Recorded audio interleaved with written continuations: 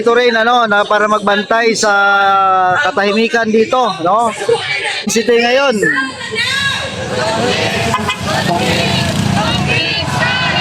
Ayan mga kasama, nakita po natin Grabe. mga artista ng bayan ay tunay siya ay convict. Kaya muli natin isigaw, Sara Litisin! Sara Litisin! At katulad nga po ng kanilang piyesa, ano nga po ang tawag natin sa kurap? Ano nga tawag natin sa kanila? Mga burokrata, kapitalista, mga nasa pwesto ng gobyerno na nagpapayaman at nagtitiyak na mapanatili ang kanilang kapangyarihan at yaman sa pwesto. At ano ang dapat gawin sa mga kurap? Dapat silang tanggalin sa pwesto. Kaya muli ang ating panawagan, Duterte panagutin! Bago singilin! Para po sa ating susunod na tagapagsalita, tinatawagan po natin si Leonie de Guzman ng Partido Lakas ng Basa. Maraming salamat. Mga kasama, sabi ng konstitusyon ay forthwith. Ibig sabihin, agad-agad. Pero ang ginawa ni Jesus Cordero, idinipon ng 4 na buwan. Hindi pinakinggan ang ating konstitusyon. Hindi inalang ni Jesus Cordero. Pero, nung ang Supreme Court ang maglabas ng desisyon na ang constitutional daw, sabi natin, pwede ba huwag mo na mag-desisyon ng Senate? Kasi merong nakapart ang Kongreso na dapat reconsider. Hindi tayo pinakinggan at agad-agad inilabas at nagdesisyon ang Senate na sundin ang utos ng Korte Suprema. Ang nangyari, mas naging mataas at makapangyarihan ang Korte Suprema kaysa sa utos ng Konstitusyon. Baliktad itong si Jesus Cordero. Baliktad itong Senate. Bakit kapag pinagmamadali dahil naman kay Sarah, ayaw? Pag pinagdibigin para protektahan ang taong bayan, gustong-gusto ni Jesus Cordero. Pero mga kasama, gusto kong sabihin na ang problema natin kung bakit tayo nangyayari ito dahil karamihan ng opisyal ng ating gobyerno hanggang Malacanang ay puro mga kurakot. Kurakot! Si Marcos mismo ayaw niya musipin ang pagnanakaw ni Sara Duterte. Ito ay responsibilidad, tungkulin, responsibility. Kaya dalawa yan eh. May tungkulin ng Korte Suprema, may tungkulin ng Kongreso, meron rin tungkulin ang sambayanang Pilipino.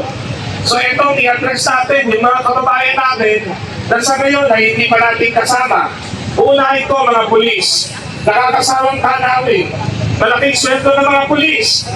Pero yung ginagawa nila, magpapaaraw para sa wala, para pigilan tayo na doon makapagpahayag sa harapan mismo ng Supreme Court. Ang tanong natin sa mga pulis, hindi ba kayo nananawag yan sa walang saysay ng trabaho? I-connecta natin sa mga mangyayari sa kanila pag sila ay nagbitiw na o kaya ay nag-retiro na. Sila maganda ang pension, index. Ibig sabihin, tumataas ang pension habang tumataas din ang pension yung sweldo ng mga empleyado na current. Pero alam nyo, ang gobyerno may utang sa mga pensyonadong pulis. Bakit kaya hindi mabayaran yung pensyon na kulang? Alam nyo natin na kung bakit? Dahil matindi ang korupsyon. So ang gusto natin sabihin dito, lahat tayo, apektado ng korupsyon. Akala natin, pag nag-retiro tayo, may naasahan tayo, marami sa atin. Wala. Dahil dapat ang pera nating pensyon, inanakaw, inuubos kung saan-saan. At para sa iba nating kababayan na hindi pa natin nakakasama ngayon, ang gusto natin sabihin, ang laban na ito ay hindi na ipapanalo Kung iilang tao lamang ang nagpo-protesta, kung iilang tao lamang ang nag-iingay. Minsan ang akala ninyo sa amin ay hadlang sa traffic, pampaingay, pampagulo. Pero maniwala kayo, yung nirereklamo yung korupsyon, yung nirereklamo yung bulok ang tren, nirereklamo yung walang maayos sa babahay ang ating mga kababayan, yung nirereklamo yung mahirap maghanap ng magandang trabaho, yung nirereklamo yung mataas ang buwis. Lahat yan konektado sa korupsyon sa gobyerno. Kaya mataas ang buwis, ninanakaw ang pera. Kaya bawat sentimo na mabawi namin mula sa mga kurakot na politiko ay sentimong madadagdag sa ating serbisyo publiko. Kaya sana sa mga susunod, makasama namin kayo. Ngayon, bayaan ninyong basahin po ang ilang portion lamang ng aming concerns citizens letter sa Korte Suprema na ifinay namin isang linggo na kararaan. Ang aming malakas na tipagsang-ayon sa desisyon ay patigil ang impeachment trial ni VP Duterte ngayong 2025 ay nakabatay sa mga sumusunod na dahilan. Una, malinaw sa Article 11, Section 3, Part 1 ng Sandigang Batas, ang kapulungan ng mga kinatawan ay dapat magkaroon ng tanging kapangyarihan sa lahat ng mga kaso ng impeachment. Ano ibig sabihin? Tangi, sole. Ang may power lamang sa impeachment, Kongreso. Hindi dapat pakialam ang Korte Suprema. At kapag one-third na lamang kongresista ang nagpasa ng Articles of Impeachment ang nakalagay sa Konstitusyon, babasahin po, dapat isunod agad ang pag-unity sa Senado. Sa Ingles, forthwith, sa opisyal na salin ng Konstitusyon, agad, ibig sabihin, walang delay, walang pagpapatumpik-tumpik. Kaya dapat ang Korte Suprema huwag rin makialam. Pabayaan ang Kongreso at Senado na gawin ang kanilang tungkulin. Pangalawa, ang desisyon ng Supreme Court ay nagdagdag ng mga kahingian o bagong requirement na nagpahirap sa impeachment. Eto, sagutin natin yung sinasabi ni Alan Peter Cayetano. Ano sinabi ni Senador Cayetano? Dapat daw impeachment mas mahirap gawin. Sang-ayon ba kayo doon?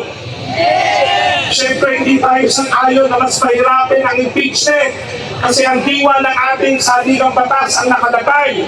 Public office is a public trust. Ibig sabihin, dapat ang mga opisyal ng gobyerno nakakapanatili lamang sa pwesto hanggat may tiwala pa tayo sa kanila.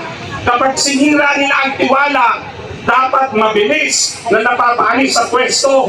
Kaya pinabilis talaga ng framers ng 1987 Constitution ang proseso ng impeachment. Yung ginagawa ng Korte Suprema na pinapahirap ito, dinadagdagan ng requirements, labag sa diwa ng Konstitusyon, labag sa karapatan ng sambayanan sa mabilis na pagpapatalsik ng mga korap na pinuno. Ano man ang detalye ng mga teknikalidad, dapat natin bigyan-bigin na ang proseso at mekanismo ng impeachment sa Pilipinas ay laging mas matimbang dapat at dapat kampihan ang karapatan ng sambayanan na agad mapaalis sa pwesto ang mga impeachable na opisyal kaysa sa ano pa mang teknikalidad. Dahil yung pagbibigay tuon masyado sa teknikalidad ay isang hakbang na mangyayari tayo papunta sa mapanganib na pangpangin ng panunumbalik sa sitwasyong mga 1970s. Magkakaroon ng mga dinastiyang makakapanatili sa pwesto kahit magdarampong dahil ang mga mekanismo para sa pananagutan ay pinapahila o sadyang hinahadlangan ng mga bagong kahingian na wala naman sa saligang batas. Ang huli nating hilig sa Korte Suprema dahil mabigat ang mga perspektiba sa isyong ito, mabigat ang magiging impact ng kanilang desisyon. Gaya ng sinabi ng mga former Chief Justices, dapat daw magkaroon ng public oral arguments. Huwag ganito na kami ay nagpoprotesta sa lansangan, ayaw nyo kaming harapin. Okay lang yun. Pero magharapan tayo sa public oral arguments. Ang dalawang panig, pakinggan natin. At lilitaw, lililaw, ang panig ng konstitusyon ay nasa panig ng gusto ng pananagutan o accountability.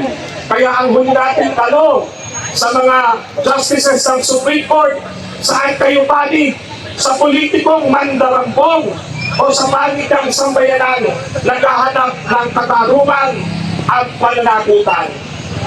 Kayo na ang sumagot sa tanong. Maraming salamat po. Magandang hapon, sa ating lahat.